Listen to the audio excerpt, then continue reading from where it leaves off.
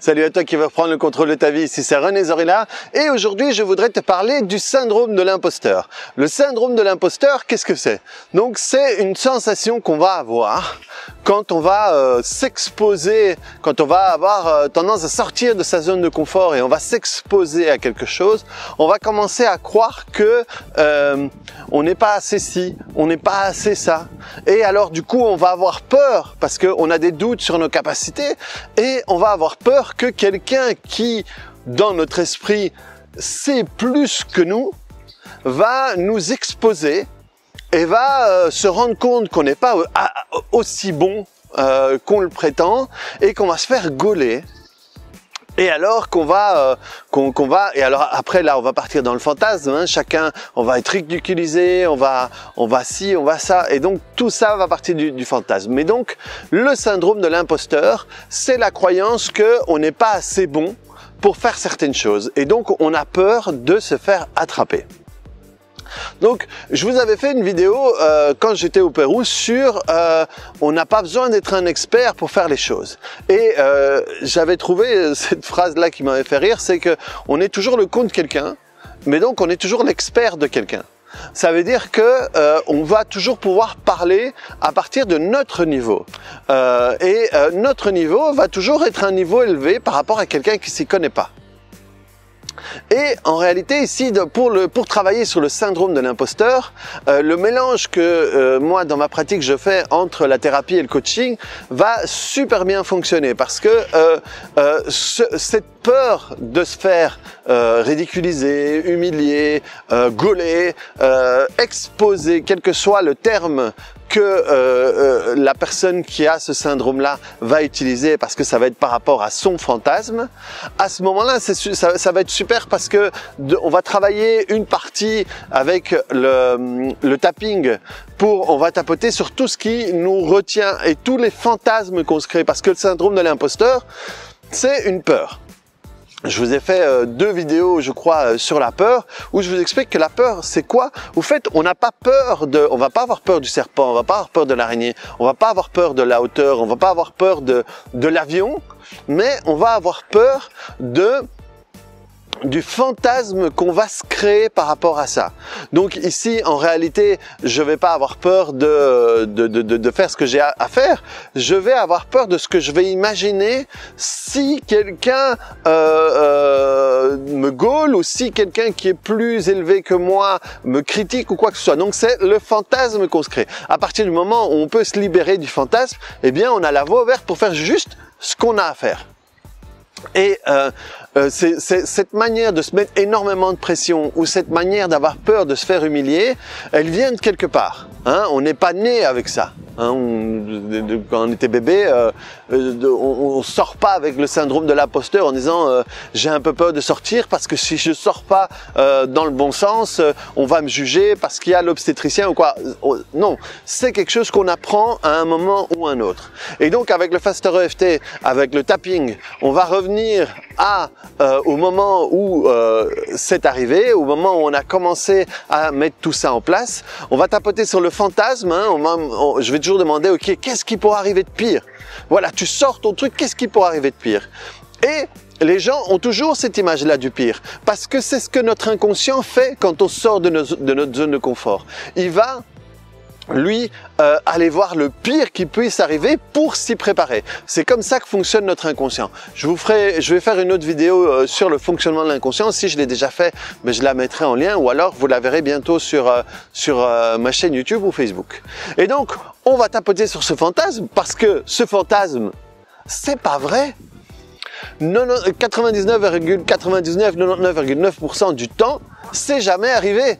Si jamais c'est arrivé, ou vous vous êtes fait ridiculiser, casser ou quoi que ce soit, c'est génial parce que du coup c'est encore plus facile à aller travailler, mais la plupart du temps c'est jamais arrivé. C'est des trucs qu'on va projeter, qu'on va imaginer, qu'on va fantasmer, donc on se prend la tête en réalité sur des choses qui sont jamais arrivées du tout. Donc on va aller travailler sur ces fantasmes comme si c'était des vrais événements, parce qu'à partir du moment où vous l'avez fait passer sur l'écran de votre inconscient il juge pas, donc pour lui c'est exactement comme si c'était vrai. Donc on va aller travailler là-dessus et ensuite on va passer à l'action, parce que il y a deux manières de travailler sur le syndrome de l'imposteur. Le premier, c'est travailler toutes les raisons pour lesquelles on a ça. Et ensuite, la deuxième manière, c'est passer à l'action. Parce que si j'ai des doutes sur mes capacités, en réalité, c'est parce que je ne l'ai pas fait assez de fois. Si je le refais encore, et par exemple les premières fois que j'ai fait ces vidéos-là, eh bien le syndrome de l'imposteur, je les avais dans mes premières vidéos. Et si quelqu'un regarde, et si quelqu'un et si je truc, et si je machin, est-ce que je coupe, est-ce qu'elle est peut-être pas aussi bien, il n'y a pas le son, il n'y a pas le machin. Et je commençais même à imaginer des personnes qui allaient pouvoir regarder, et j'ai expliqué ça dans une vidéo, je me souviens plus laquelle, je la mettrai ici, où j'explique la première fois que j'ai traduit Robert Smith, le créateur du Faster EFT, eh bien j'avais ciblé mon attention sur la seule personne qui râlait. Eh bien là, j'imaginais même la personne derrière son écran occupée à dire, qui pouvait commenter, qui pouvait aller dire que c'était pas bien ou quoi que ce soit. C'est dans son fantasme, c'est comme ça qu'on fonctionne. Et donc la première manière, c'est tapoter sur ça. La deuxième manière, c'est passer à l'action. Quand on fait énormément de vidéos, eh bien, on devient... Voilà, moi, maintenant, j'ouvre ma caméra, j'allume et je balance ce que j'ai à balancer. Et alors, plus je le fais, plus j'ai l'habitude. Avant, pour moi, faire une vidéo moyenne, c'était... Ici, bon, voilà, si je bafouille un peu plus ou quoi que ce soit, j'en fais tellement que, ben voilà, c'est naturel. En plus, moi, je décide de pas faire de jump cut ou très rarement, donc de couper, de revenir, de monter. Je le fais jamais ou voire très rarement s'il y a vraiment un gros truc, si j'éternue, si n'importe quoi.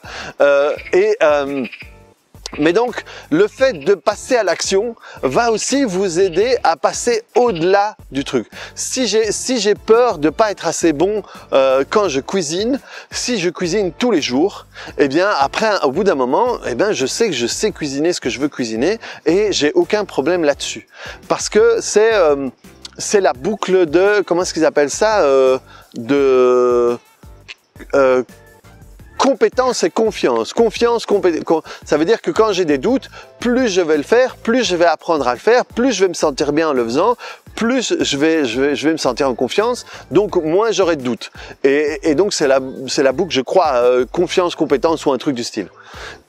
Et donc, ça veut dire que pour passer à l'action, qu'est-ce qu'on va faire à ce moment-là? On va utiliser la règle des 5 secondes ou d'autres techniques de coaching pour se mettre en action. Et vu que j'aurai dégommé tout le dialogue interne, me mettre à l'action sera déjà plus facile. Et ensuite, avec la règle de 5 secondes, plus facile. Et à ce moment-là, je pourrai construire de la confiance, construire de la compétence. Et à ce moment-là, sur ce sujet-là, le syndrome de l'imposteur, il aura disparu. Jusqu'au moment où je retournerai vers quelque chose que j'ai pas l'habitude de faire. Et à ce moment-là, il faut refaire le truc, mais plus je vais dans des domaines où j'ai pas l'habitude de faire, plus je sais que je suis capable de construire de la compétence et de la confiance sur quelque chose, plus c'est facile pour moi. Et donc, rendez-vous compte que être nerveux quand on fait quelque chose, c'est normal. Les premières fois que j'ai donné des cours, j'étais nerveux. Les premières fois que j'ai fait des vidéos, j'étais nerveux. La première fois que j'ai fait une séance de tapping, j'étais nerveux. Être nerveux, c'est normal. Oups. Voilà, par exemple, là, j'ai dû faire un jump cut parce que j'ai mon pied qui vient de se casser la gueule. J'ai mon pied qui vient de tomber avec la caméra et tout, donc j'ai dû remettre tout ça. Donc là, vous allez m'excuser, mais j'ai coupé parce que je n'allais pas vous laisser avec tout ça. Donc j'étais en train de vous dire, avant que mon pied se barre, que être nerveux, c'est normal. C'est normal d'être nerveux quand il y a un truc qu'on n'a pas l'habitude de faire. Par contre, laisser cette nervosité prendre le pas et créer des doutes et créer de l'insécurité, ça c'est un choix. Et ça c'est un choix qu'on peut décider de prendre ou ne pas prendre. Et ça c'est, de nouveau, c'est un truc, moi souvent, comme je vous le dis souvent, les règles, entre guillemets, que je vous raconte, elles sont neutres. Ça veut dire, ça peut être dans le bon côté ou dans le mauvais côté. Et donc, quel que soit l'endroit où vous allez vous sentir nerveux, vous avez le droit de couper cette nervosité, vous avez le droit de faire quelque chose pour vous libérer de cette nervosité, ou vous avez le droit de laisser cette nervosité prendre le dessus et vous empêcher de faire ce que vous voulez faire.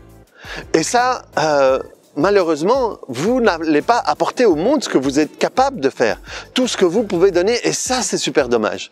Donc, moi, et par exemple, à mon fils qui a 4 ans, je lui dis, après, ce qu'il y a derrière la peur, c'est que des choses chouettes. Et si tu parviens à dépasser la peur, tu vas pouvoir aller vers plein de choses chouettes. Et alors, je lui donne des exemples où il avait peur de faire un truc, et d'un coup, il a dépassé, il s'est super bien amusé, parce que c'est profondément ce que je crois. Si on peut dépasser ses peurs, on va aller vers plus de connaissance de soi, donc plus de bonheur d'une certaine manière, parce que on va pouvoir exprimer ce qu'on est capable de faire, ce qu'on est bon, et aussi avoir prendre conscience de ce qui est bon pour nous et ce qui n'est pas bon pour nous, parce que des fois on peut dépasser la peur et se rendre compte que bah oui, finalement ça m'amuse pas, mais au moins je l'ai, c'est classé et je peux passer à autre chose. Tandis que si je peux pas passer à autre chose, ben c'est toujours un truc qui va rester là. Ah, si je faisais ci, comment ce serait, etc., etc., etc. Et donc ça nous prend une certaine énergie, et plus on va le faire, plus où on va s'amuser, où on va savoir que c'est pas fait pour nous et on pourra se diriger vers d'autres choses. Donc voilà, ne vous laissez pas piégé par le syndrome de l'imposteur. C'est un truc de votre inconscient pour vous empêcher de sortir de votre zone de confort, parce que pour lui, en dehors de la zone de confort, c'est dangereux, c'est dû à un vieux fonctionnement que je vous explique ici dans cette vidéo-là. Donc, dépassez tout ça. On a tous ça à un moment ou à un autre. Juste, ne laissez pas que ça vous empêche d'être vous et vous empêche de faire ce que vous avez envie de faire dans votre vie. Dépassez-le. Travaillez ce que vous avez à travailler. Moi, j'utilise le tapping parce que je sais que ça marche, et il y a les techniques de coaching qui permettent aussi, il y a des gens qui font que les techniques de coaching, donc ça leur permet de dépasser, mais pas de traiter ce qu'il y a en dessous. Donc, ils doivent continuellement un peu travailler contre cette nervosité. Si vous pouvez travailler sur tout ce qui génère la nervosité et utiliser le coaching pour aller encore plus loin que vous pensiez que vous pouviez aller, à ce moment-là, c'est une combinaison gagnante. Donc, le syndrome de l'imposteur, à la gare, et faites ce que vous avez envie de faire. Faites ce pourquoi vous êtes ici. Vous avez une chance sur 400 trilliards d'être sur cette terre. C'est pas pour vous laisser avoir par un bête syndrome de l'imposteur. Laissez ça à la gare et réussissez votre vie. Mettez-moi un super pouce en l'air si ça vous plaît, ou en bas de cette vidéo. Transférez ça à quelqu'un qui ça peut intéresser, et n'hésitez pas à vous abonner à ma chaîne. Allez, à plus, ciao!